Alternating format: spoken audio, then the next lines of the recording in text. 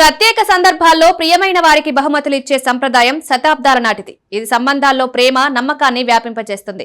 మనుషులు బహుమతుల ద్వారా కూడా తమ భావాలను వ్యక్తపరుస్తారు. అయితే కొన్నిసార్లు తెలిసి తెలియకుండా ఏదో ఒకటి నచ్చింది బహుమతిగా ఇచ్చేస్తారు. ఇది సంబంధాలపైన నేరుగా ప్రతికూల ప్రభావాన్ని చూపుతుంది. అటువంటి పరిస్థితిలో బంధాలు నిలవాలంటే బహుమతిగా ఇవ్వకూడని వస్తువులు కొనున్నాయి. సాధారణంగా నలుపు రంగు వస్తువులు చాలా ఆకర్షణీయంగా, అందంగా కనిపిస్తాయి. అయితే ఈ రంగు వస్తువులు బహుమతిగా ఇవ్వడం సముచితం కాదు. వాస్తుశాస్త్రం ప్రకారం స్నేహితులకి నల్ల రంగు బట్టలు, గడియారాలు, బూట్లు, చెప్పులు ఇవ్వకూడదు.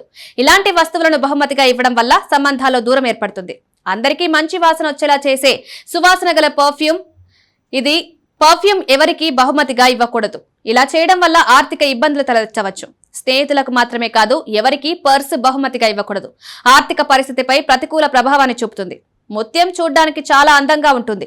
దీన్ని ధరించిన తర్వాత ఆ ముత్యం అందం మరింత పెరుగుతుంది. అయితే ముత్యం కన్నీళ్లకు చిహ్నంగా భావిస్తారు కనుక పొరపాటున కూడా ఎవరికి ముత్యాలను బహుమతిగా ఇవ్వకూడదు. చేతి రుమాలు ఎవరికి బహుమతిగా ఇవ్వకూడదు.